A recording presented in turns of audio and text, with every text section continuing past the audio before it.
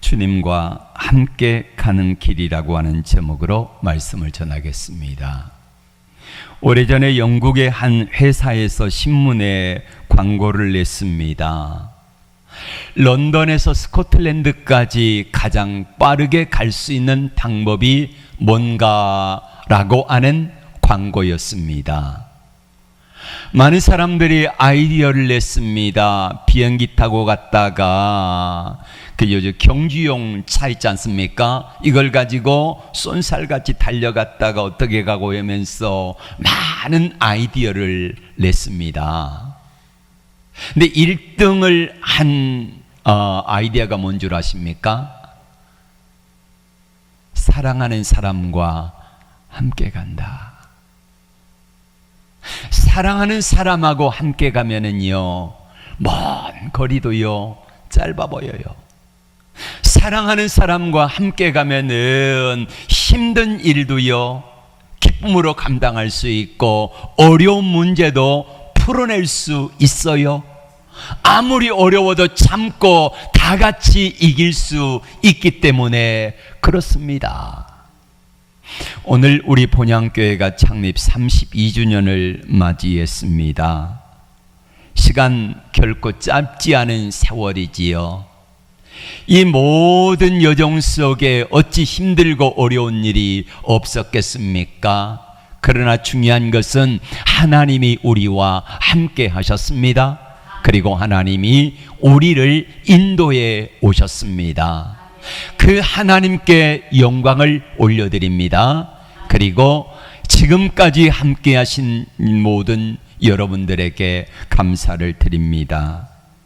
이 시간에 우리는 다윗의 고백인 시편 23편을 통하여서 하나님이 함께 가시는 길은 어떤 길이고 하나님이 함께 가시면은 어떤 일들이 있는지, 그리고 우리의 삶에 어떤 역사가 있을지를 기대하며 이 말씀을 열어가기를 원합니다. 시편 23편 하면은 여러분 어떤 생각이 드십니까? 여호와는 나의 목자시니 내게 부족함이 없으리로다. 그리고 푸른 풀밭 쉴만한 물가 내 잔이 넘치나이다. 이 시편을 읽을 때마다 내 마음이 평안해지고 고요해지고 안전해지는 그런 느낌이 듭니다. 과연 이 시편 23편은 그러한가? 아니라는 것입니다.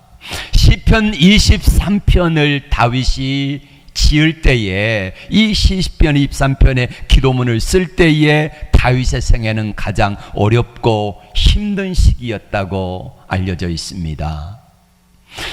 푸른 풀밭과 쉴만한 물가만 나오는 것이 아니라 뭐가 나옵니까? 사망의 음침한 골짜기가 나옵니다. 뭐가 나옵니까? 또 내 원수의 목전이라는 말이 나옵니다.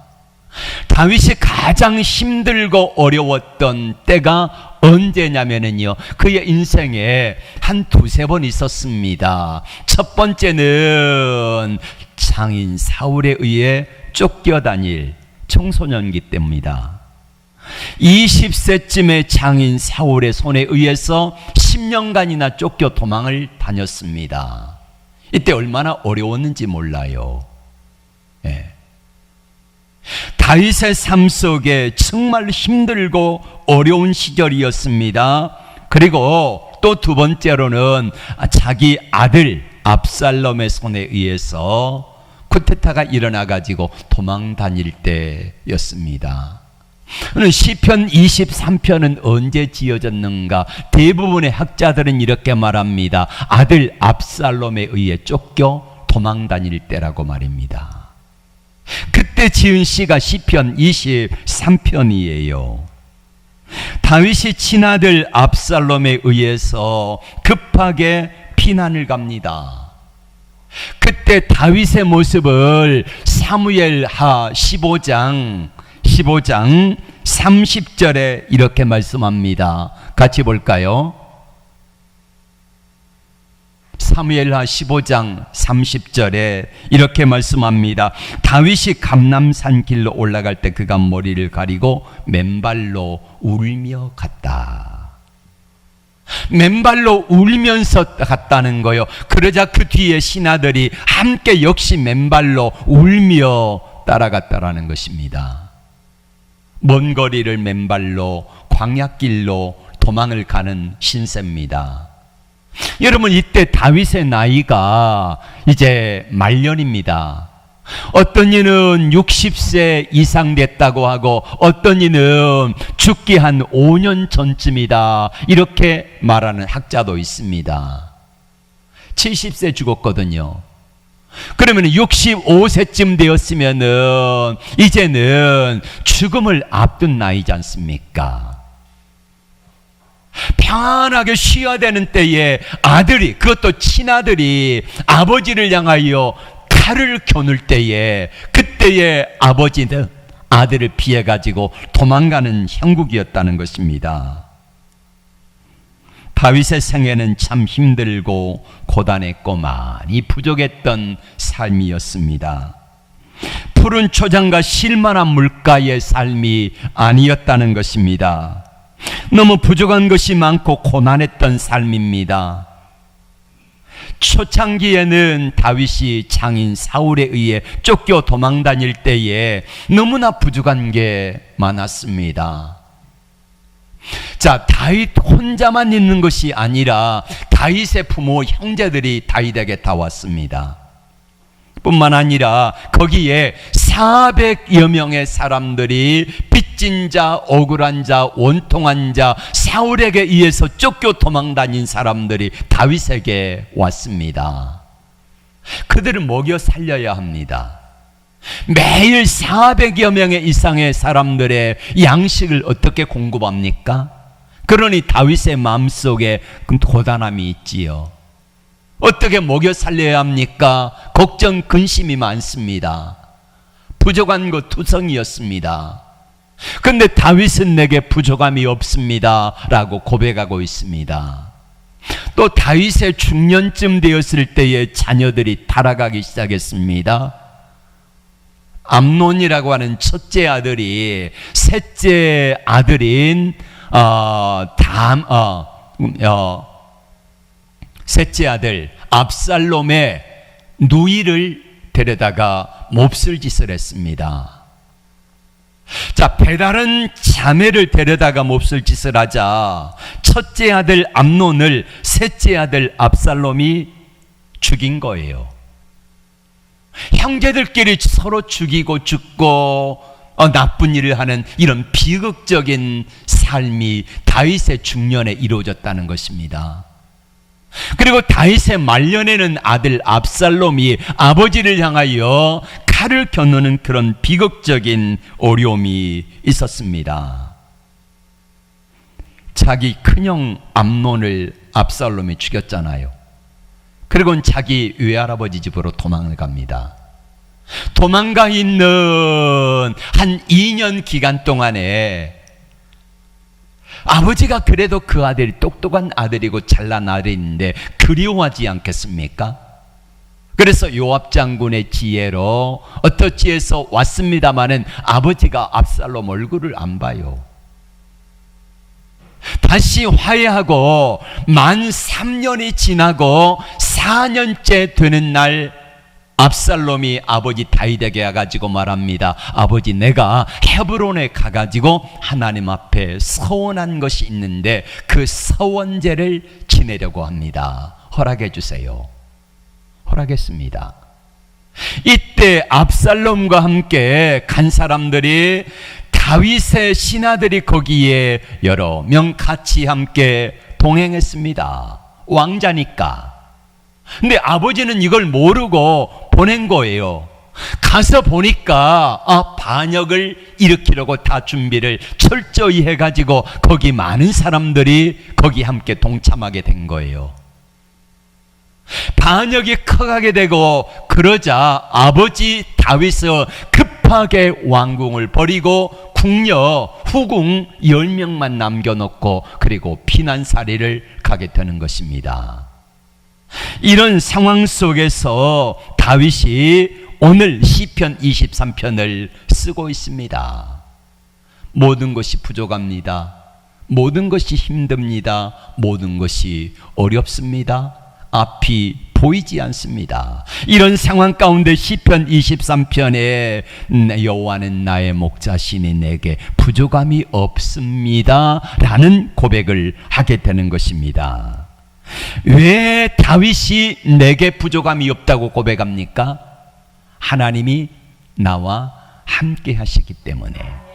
하나님이 나와 함께 하시니 내가 부족함이 없다. 많은 부족이 있습니다. 어렵습니다. 당장이라도 언제 어느 때 목숨을 부지할 수 있을지 모르는 그런 어려운 형편입니다. 그러나 하나님이 나와 함께 하시니 내가 사망의 음침한 골짜기를 걸을지라도 주의 능력의 손이 함께 하실 것입니다.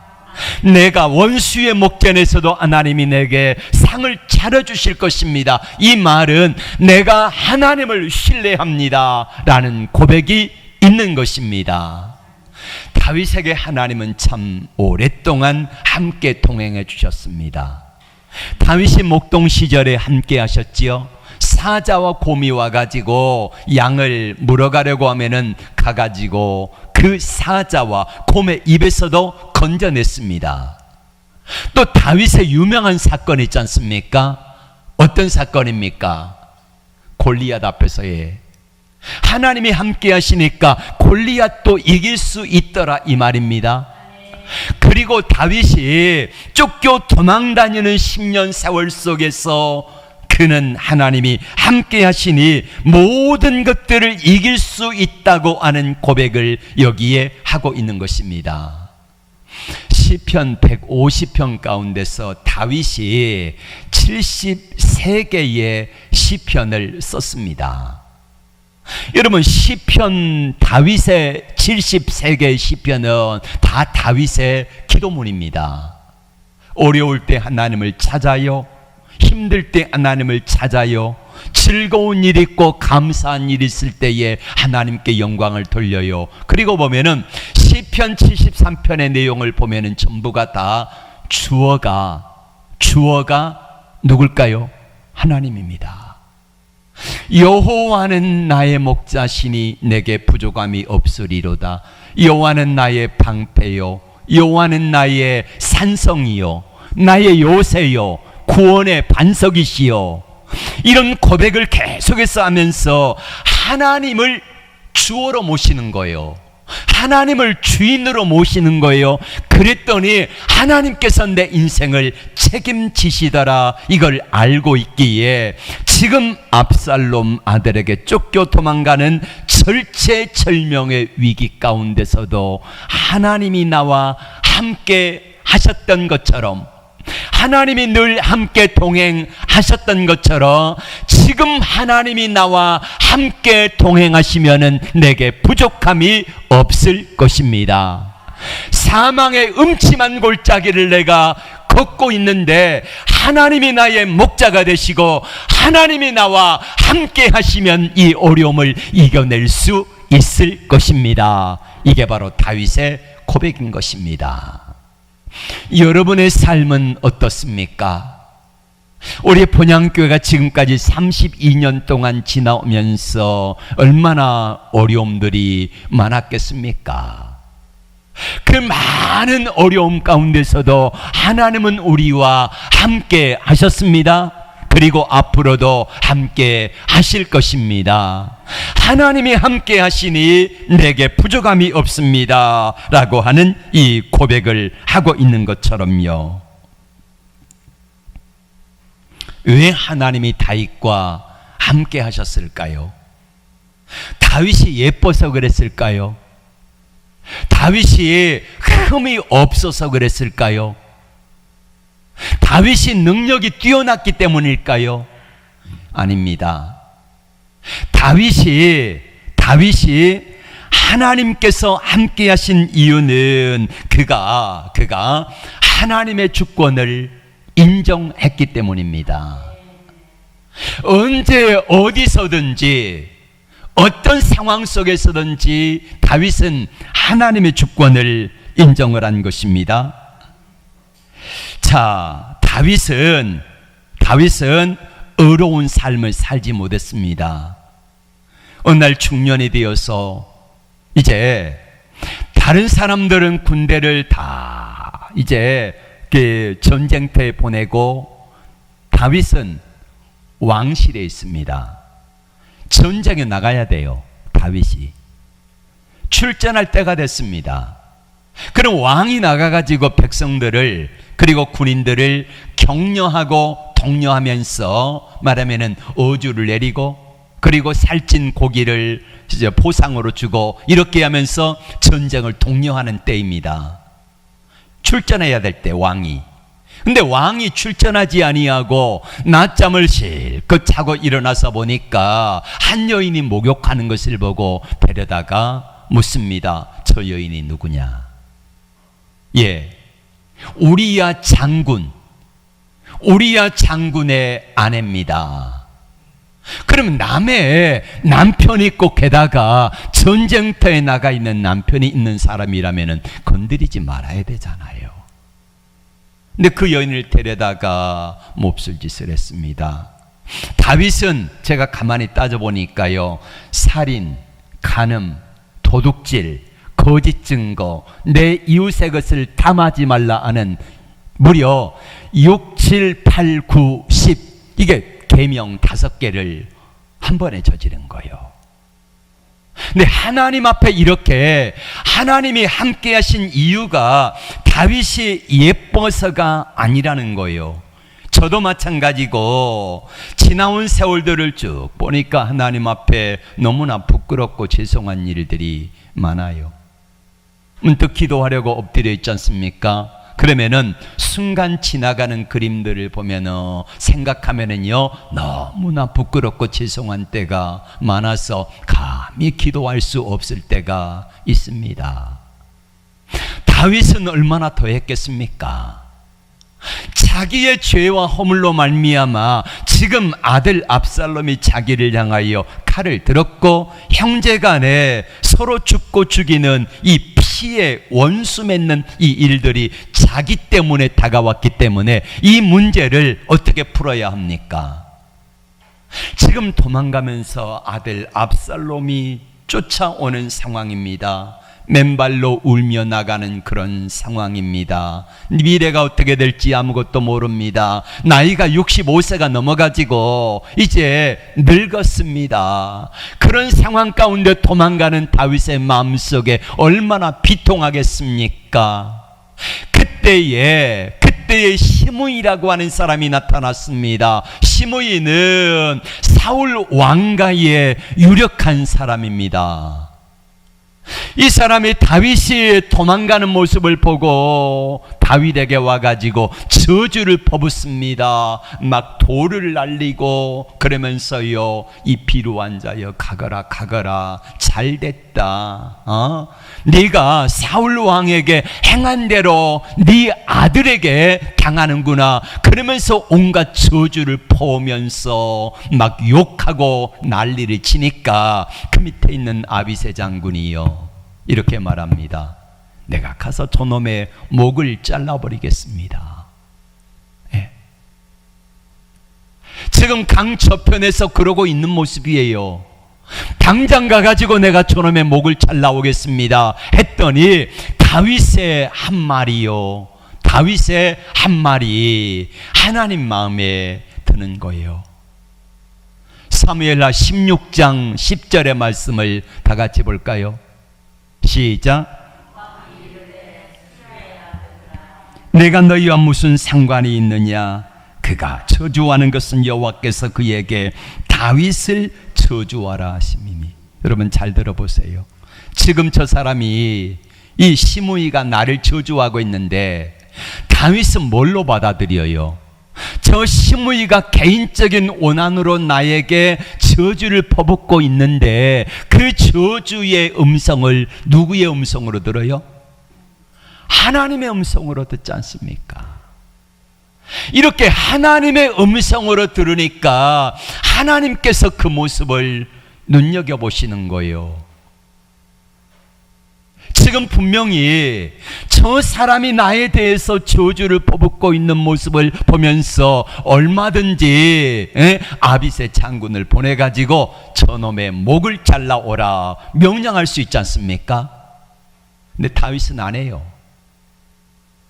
그리고 저 사람이 나를 저주하는 것을 하나님의 음성으로 들으면서 하나님 앞에 긍휼을 구하고 있는 다윗의 모습을 보게 됩니다. 여러분, 압살롬의 쿠데타는요 99% 성공한 쿠데타입니다. 99%예요. 백성들의 마음이 다 가버렸습니다.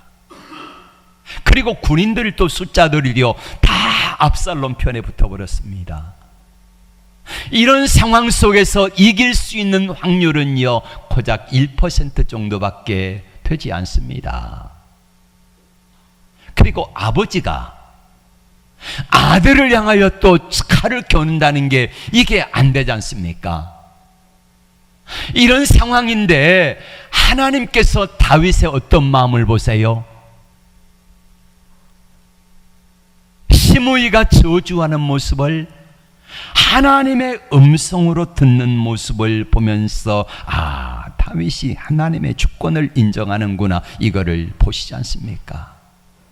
하나님의 주권을 인정하는 모습, 이걸 보시고 하나님께서 다윗에게 은혜를 베푸시는데, 자, 압살롬에게 책사 두 사람이 있습니다. 한 사람은 아히도벨이에요.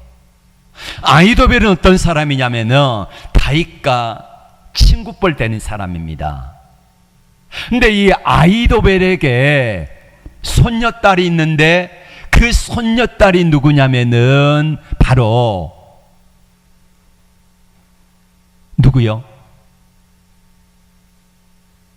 몹쓸 짓을 했던 우리야의 아내 밧세바가 아히도벨의 손녀딸입니다. 친손녀딸. 여러분, 내 손녀딸 가정이 있는 이 손녀딸을, 남편을 죽이고 첩을 삼아버린 다윗의 모습을 보면서 아히도벨은 마음속에 얼마나 분노가 일었겠습니까? 어찌하지 못하고 있다가 반역이 일어나니까 바로 압살롬 편에 붙은 거예요. 그래가지고 압살롬에게 이렇게 제안을 합니다. 왕께서 남겨두신 후궁 10명을 데려다가 온 백성들이 다 보는 데서 잠자리를 같이 하라고. 이게 아히도벨의 첫 번째 모략입니다. 그리고 두 번째로는 아히도벨이 압살롬 왕에게 말합니다. 내게 군사 1만 2천만 내주세요. 날랜 용사들 1만 2천 명을 내주면은 내가 그 군사를 몰아가지고 다윗 가서 잡아오겠습니다. 왕 다윗, 당신의 아버지 다윗만 잡아오면은 모든 백성들의 마음이 당신에게로 향할 것입니다. 이렇게 이야기를 했어요. 그러자 그 말이 모략이 좋다고 하고 있을 때에 하나님께서 아까 하나님의 주권을 인정하는 시므이가 저주할 때 그 음성을 하나님의 음성으로 들었던 다윗을 긍휼히 여기신 하나님께서 아히도벨의 모략을 패하게 하시고자 하나님께서 압살롬의 마음속에 역사하십니다. 압살롬이 이렇게 말합니다. 아렉 사람 후세도 부르라. 후세도 다윗의 책사였던 사람이거든요. 이 아히도벨과 후세가 두 사람 다 다윗의 책사였다가 이제는 압살롬 편에 있는 것입니다. 자, 후세에게 묻습니다. 너는 어떡할래? 라고 물으니까 후세와 다윗과는 미리 연결이 돼가지고 너는 압살롬 편에 있다가 어떻게 해야 될지를 내게 알려라 했던 다윗의 편입니다. 후세가 말합니다. 아히도벨의 모략이 이러이러한데 너는 어떠하냐? 이렇게 말할 때에 아히도벨의 모략이 100% 승리하는 길이에요.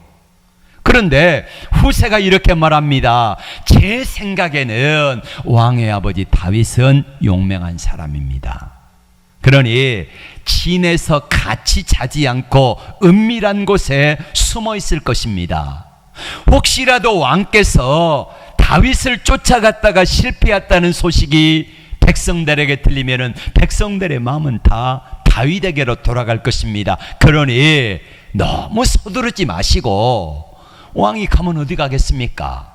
다윗이 온 나라의 군사들을 다 모으세요. 그래가지고 왕의 아버지 다윗이 어느 성에 있다 그러면은 그 성을 사람들이 다 가가지고 힘으로 그들을 정복합시다. 그러니까 사람들이 뭐라고 하냐면은 아히도벨의 모략보다 후세의 모략이 더 낫다. 근데 성경은 뭐라고 하는 줄 아십니까? 사무엘하 17장 14절의 말씀을 같이 읽겠습니다. 시작. 압살롬과 온 이스라엘 사람들이 이르되 아렉 사람 후세의 계략은 아히도벨의 계략보다 낫다 하니, 왜요? 하나님 여호와께서 압살롬에게 화를 내리려 해서 아히도벨의 좋은 계략을 물리치라고 명령하셨습니다. 그러니까 다윗의 뭘 보시고 하나님께 그러신 거예요? 예. 다윗이 아까 시므이가 저주할 때에 그 저주하는 음성을 하나님의 음성으로 듣고 하나님의 주권을 인정하는 모습을 보시고 하나님께서 아히도벨의 모략을 패하게 하시니까 아히도벨이 틀렸다. 그리고는요 자기 고향으로 돌아가서 목매어 자결하고 맙니다. 그 결과 압살롬의 군대는 전쟁에 처음에는 승리한 것 같았지만은 나중에는 점점점 패하게 되는데, 둘이 싸우다가 왕이 직접 참전해 가지고 싸우다가 이 압살롬의 머리털이 상수리 나무 가지에 이 노새가 지나가다가 끼어가지고 걸려서 대롱대롱 매달려 있는 것을 요압 장군이 가서 죽이지 않습니까? 이로 인하여 전쟁이 끝납니다. 이렇게 문제가 해결이 되어져요. 성공과 실패가 무엇일까요? 성공과 실패의 방법이 무엇일까요? 하나님이 함께 하시면 성공하고 하나님이 함께 하지 아니하시면 실패할 수밖에 없다는 것입니다. 하나님의 저와 여러분을 위해서 예수님은 이 땅에 보내셨습니다. 왜 보내셨습니까? 마태복음 1장 21절에 아들날의 이름을 예수라 하라. 이는 그가 자기 백성을 구원할 자이심이라. 구원자로 보내셨습니다. 그리고 마태복음 1장 23절에 말씀합니다. 보라, 처녀가 잉태하여 아들을 낳을 것인데 그 이름을 임마누엘이라 하리라. 이는 번역한즉 하나님이 우리와 함께 계시겠다 함이라. 그렇습니다. 그러니까 하나님께서는 이 땅에 저와 여러분을 사랑하시고, 사랑하신 하나님께서 구원하시고, 그리고 뭐예요? 가만히 내버려 두세요? 함께 하신다는 거예요. 1이라는 숫자가 있습니다. 1이라는 숫자는 가장 작은 숫자지요. 그래서 1은 늘 외로웠습니다. 외롭고 친구에 주는 숫자도 없어서 1은 어느 날 여행을 떠났습니다. 친구 3을 가다가 2를 만났습니다. 2에게 나 친구하자 그랬더니 2가 뭐라고 말합니까? 내 절반밖에 안 되는 게 안 한다. 나 친구 안 한다. 무시하고 깔봅니다. 낙심해 가지고 가다가 3을 만났습니다. 친구해요 안 해요? 4를 만났습니다. 친구해요 안 해요? 5를 만났습니다. 친구해요 안 해요? 다 안 합니다. 6, 7, 8, 9까지 했지만은요 다 나보다 작다고 무시하고 깔보고 친구를 안 해줬어요. 그래서 일은 너무 실망하고 피곤하고 지쳐가지고 돌아오는데 자기가 자기보다 작다고 깔보던 숫자가 있습니다. 영이, 바로 이웃집에 살고 있는 영이 마중 나와요. 너 힘들지? 나하고 친구하자 그랬어요. 했게요, 안 했게요? 했지요. 자, 둘이 친구하니까 몇이 됩니까? 10이 된 겁니다. 10. 둘이 친구 먹어가지고 10이 되니까 이 앞에 섰을 때 5배나 크고, 가장 큰 숫자인 9보다 하나가 더 큰 그런 힘을 가진, 아무도 이제 무시하지 않고 깔보지 아니하는 그런 숫자가 됐다는 것입니다. 하나님이 우리를 구원하시고 함께 하시겠다 그랬죠. 저는 하나님이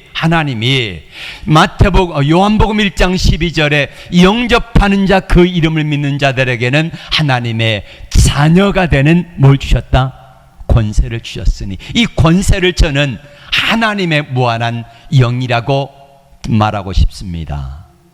여러분, 나의 작은 일에다가 하나님의 무한하신 능력, 권세를 갖다가 붙여보세요. 네.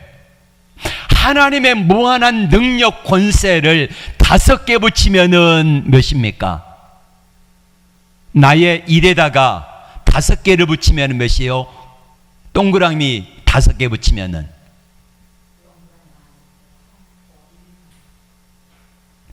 나의 일에다가 동그라미 5개 붙이면 몇이에요? 10만. 동그라미 10개 붙이면 얼마일까요? 100억입니다. 100억. 예. 그러니까 나 한 사람 일이라고 하는 숫자는 너무너무 보잘것없고 초라하지만은, 다윗 개개인은 연약하고 부족하지만은, 이 전쟁을 이길 수 있는 힘이 없지만은 하나님이 나와 함께 하시며 어떤 상황 속에서도 부족함이 없습니다 라고 하는 고백을 다윗이 할 수 있던 것입니다. 하나님이 나와 함께 하시니 내게 부족함이 없습니다. 하나님이 함께 하시니 내가 푸른 풀밭 쉴 만한 물가로 인도함을 받을 것입니다. 하나님이 나와 함께 하시니 내가 사망의 음침한 골짜기를 걸어가고 원수의 목전에 있을지라도 나는 두려움이 없습니다 라는 고백을 하는 것처럼 여러분에게도 이 고백할 수 있는 은혜가 있기를 축복합니다. 구약 성경에 최고 건축물이 있습니다. 2개를 꼽으라고 하면 여러분 뭘 꼽겠습니까? 최고, 인간이 만든 최고의 불가사의한 건축물 2개가 나오는데, 하나는 노아의 방주입니다. 다른 하나는 뭘까요? 바벨탑입니다. 근데 중요한 것은 하나님이 함께 하시는 노아의 방주는 파괴되지 아니하고 구원선이 되어집니다. 그러나 하나님이 함께 하지 아니하는 바벨탑은 어떻게 됩니까? 하나님이 흩어버리지 않습니까? 네.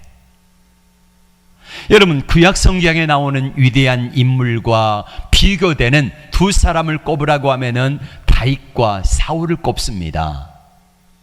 다윗은 하나님이 함께 하시는 사람입니다. 사무엘하 5장 10절의 말씀 한번 보십시다.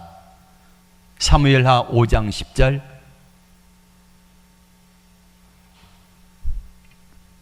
사무엘하 5장 10절에 만군의 하나님 여호와께서 함께 하시니 다윗이 점점 강성하여 가니라. 근데 반대로 말하면은 사무엘상 16장 14절에 보면은 사울에게 하나님의 성령이 떠나시고 그에게 악신이 함께하니까 점점점 그가 악해져서 다윗의 나라는, 다윗의 삶은 점점점 강성하여지고 사울의 나라는 점점점 멸망의 길로 걸어갔더라, 이렇게 말씀하고 있습니다. 그러면 승리의 주체는 뭡니까? 하나님이 나와 함께 하시느냐 아니 하시느냐, 이 차이입니다. 여러분에게 묻습니다. 여러분은 하나님이 함께 하십니까? 내가 어디를 가든지 무엇을 하든지 하나님이 나와 함께 하신지 한번 생각해 보십시오. 네. 지금으로부터 한 70년도 더 되는 그때 시점에 평안북도에 어느 교회에 젊은 목사님이 부임해 오셨습니다. 성도들이 젊은 목사님이 오셨다고 너무너무 좋아했어요. 그러던 어느 날 청년들이 와가지고 교회 운동장에서 공놀이를 하고 있다가 뒤가 마려워가지고 한 청년이 너무너무 급해가지고 급하게 화장실 문을 열었는데 그 화장실에 담임 목사님이 계신 거예요. 깜짝 놀랐습니다. 왜 놀랐냐면요, 보니까 담임 목사님이 담배를 뻐끔뻐끔 피우고 있는 거예요. 네. 여러분, 그때 지금으로부터 70년 전에는요, 담배 피고 술 먹으면은요 집사임명 안 했습니다. 그런 때니까 담임 목사가 담배를 피고 있다, 그것도 청년에 걸렸다, 그 말이 안 되는 거예요. 그래가지고 온 교회 소문이 삽시간에 나가지고 재직회가 열렸습니다. 재직회에서 거짓 목사, 위선자 당장 쫓아보내야 된다 그러면서 재직회가 열려가지고 결의를 해갑니다. 우리는 저런 분을 담임 목사로 모실 수 없다 했어요. 여기저기서 다 이야기 한마디씩 다 하고요. 그래가지고 이제 담임 목사님을 내보내기로 동의합니다 그랬어요. 그러면 제창합니다 하고 숫자를 들어서 세 가지고 가결하면은 담임 목사님은 쫓겨나가야 돼요. 그때 아무 말도 안 하고 있던 점잖은 장로님 한 분이 일어서 가지고 이렇게 말을 했습니다. 여러분, 뜻에 저도 동의합니다. 목사님 내보냅시다. 담배 피우는 목사 내보내야지요.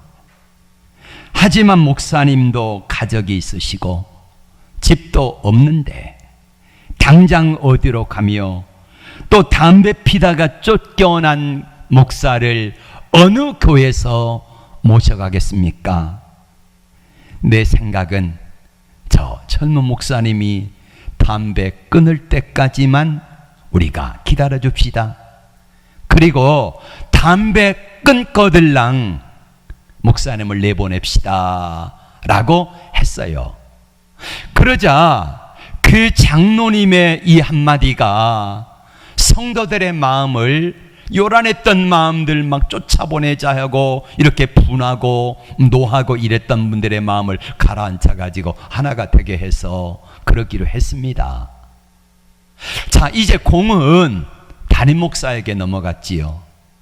당장 그 모습을 가지고 어떻게 설교할까 하는 자신이 없어요. 그래 목사님이 성전에 올라가 가지고 철야하고 금식하고 그렇게 몇 날 며칠 기도하다가 하나님의 성령의 불을 받아버린 거예요. 네. 그리고 이제 첫 번째 주일이 됐어요. 담임 목사님이 올라가 가지고 이렇게 말씀을 시작합니다. 저는 가짜의 목사입니다. 먹고 살기 위하여 목사가 된 사꾼 목사입니다. 내 죄는 담배 피는 죄뿐만 아니라 얼마나 많은 죄를 숨어서 지었는지 모릅니다. 여러분이 아시는 것보다 훨씬 더 저는 추하고 부끄럽고 더러운 죄인입니다. 이중인격자요 위선자입니다. 하나님의 강단을 모독한 죄인입니다. 저는 하나님께 용서를 빌었습니다. 하나님께서는 불쌍한 저를 긍휼히 여겨주셨습니다. 여러분들도 이 불쌍한 이 죄인을 불쌍히 여겨주시고 기도해 주시기 바랍니다. 그러면서 회개하는, 참회하는 그런 기도를 하고 말씀을 전하는 가운데 성도들의 마음이요, 성령께서 저들을 만져주신 거예요. 하나님이, 성령이 함께 하신 거지요. 성령의 하나 되게 하심을 따라서 매 주일, 매 시간마다 하나님의 강력한 임재와 기름 부으심의 능력이 나타났고요. 이 목사님이 이제 바로 담배를 끊었지요. 그리고 나서 얼마 안 가서 교회는요, 성도들이 서로 사랑하고 하나 되기 시작했고요. 그렇게 하나 되는 역사가 나타나고 하나님의 성령의 능력이 함께 하시니까 교회가 부흥되기 시작했습니다. 그러던 어느 날 이 교리하기에 앞장섰던 장로님이 나서서 이렇게 말합니다.